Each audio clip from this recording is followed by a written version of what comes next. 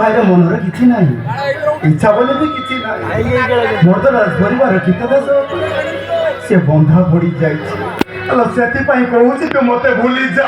କଣ କହିଲୁ ରତନ ଭାଇ? ଏ ରାଣୀ ତ ରତନ ଭାଇକୁ ଭୁଲି ଯିବ?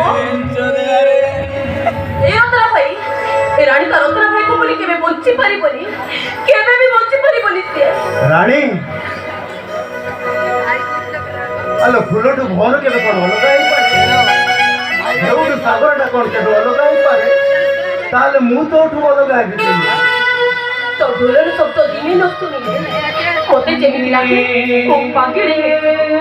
ଆଉ ତତେ ଦିନେ ନ ଦେଖିଲେ ମତେ ଯେମିତି ଲାଗେ ମୋ ସାତ ରଙ୍ଗୀଟା ବେରଙ୍ଗୀ ହେଇଯାଉଛି। ଆଉ ତୁ କେମିତି ଭାବି ପାରିଲୁ ଯେ ମୁଁ ତୋ ବିନା ବଞ୍ଚି ପାରିବି ବୋଲି? ଆଉ ତୁ ଯଦି ମତେ କେବେ ଧୋକା ଦଉ, ସତ କହୁଛି ନା ରତନା ଭାଇ, ଗାଁ ମୁଣ୍ଡରେ ଥିବା ସେଇ ବର ଗଛରେ ରସି ଲଗେଇ ମୁଁ ଝୁଲି ପଡ଼ିବି।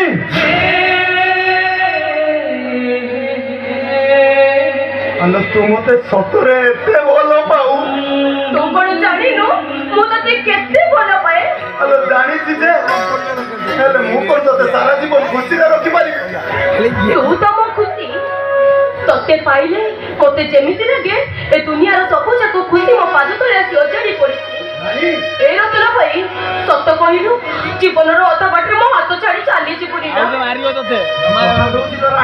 ସାରା ଜୀବନ ତ ଛାଇ ହେଇ ରହିବି। ରତନ